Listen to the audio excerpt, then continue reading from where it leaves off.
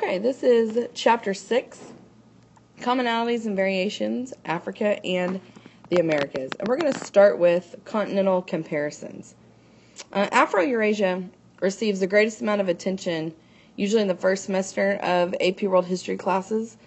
China, India, and the Mediterranean seem to capture your first and longest exposure to these early civilizations. But this chapter looks at the world outside of the Eurasian regions by examining the rise of early civilizations in Central and Southern Africa and the Americas.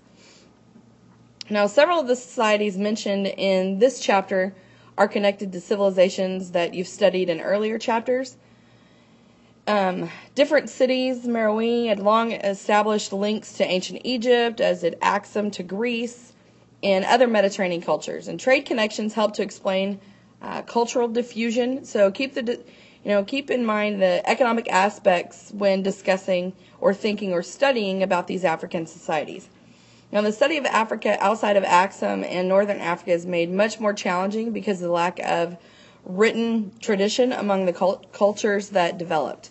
The legacies of later imperialism, the diversity of cultures and languages, and the lack of a significant archaeological record add to the difficulties of gathering evidence about African history. And so think about these challenges as hopefully it helps you appreciate the use of evidence and historical argument for African historians. Okay. All right, this image right here, it's the introduction to our chapter, Commonalities and Variations. This is from the Americas. Some of you may have been here before, or some of you may have seen this before. It's the Mayan temple of the Great Jaguar in Tikal, and it stands in present-day Guatemala. It was built in approximately the 8th century, approximately 144 feet tall. It served as the tomb for a Tikal ruler. And the temple has the shape of a steep pyramid that rises in 9 larger steps and several hundred small ones for people. And on top of the pyramid stands a temple with another 4 smaller steps in the roof pyramid. And this roof was on top features various carvings. Now, let's look at the explicit and implicit purpose of the building. The temple's explicit purpose was to serve as the gravesite. But during his lifetime, however, the temple widened the distance between those in the temple and those on the bottom. Right? The steepness of the building made it physically dangerous for Mayans to go up or down. And so this way, the structure accentuated hierarchy and status.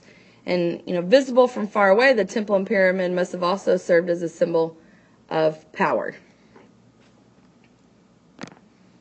Okay. Let's start with continental comparisons here. Now, American second wave civilizations remain alive in the 21st century.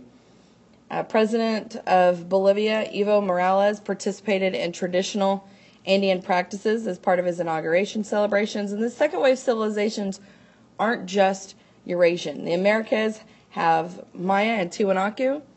Africa has Meroe, Axum, the Niger River Valley, and those people without states in Africa that also had histories. And we'll look at those during this chapter.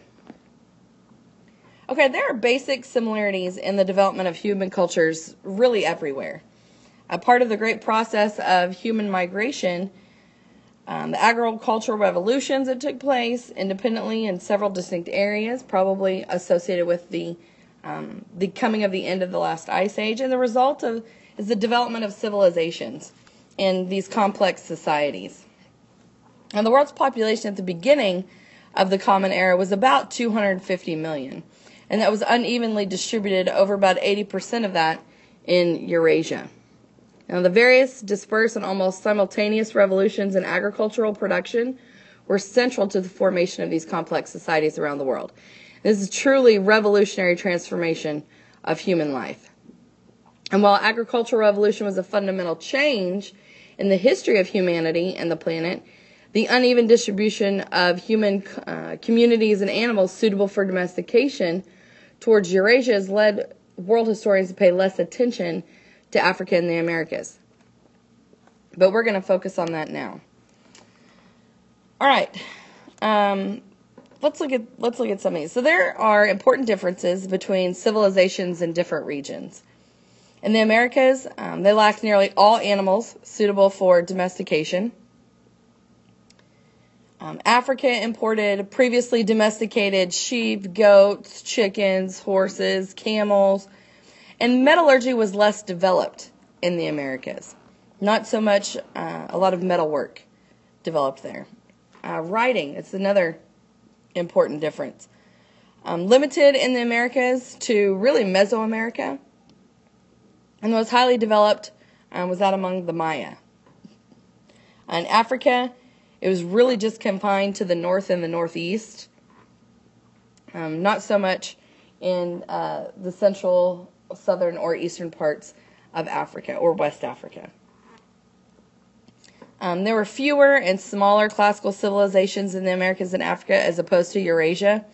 And Africa frequently interacted with Eurasia, while the Americas were completely cut off from Eurasia and Africa. And North Africa fully integrated into a Mediterranean zone of interaction and patterns of exchange. And Arabia, another important point of contact between the two. And East Africa was a very important and integral part of the Indian Ocean trading network. So the less developed use of metal and writing systems has also led to a greater emphasis on Eurasia at the expense of pre-Columbian American and African history.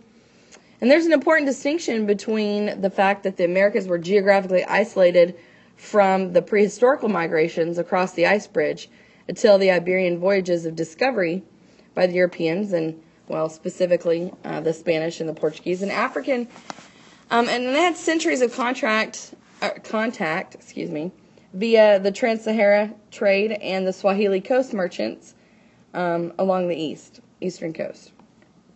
And that is the conclusion of the continental comparisons between Africa and the Americas.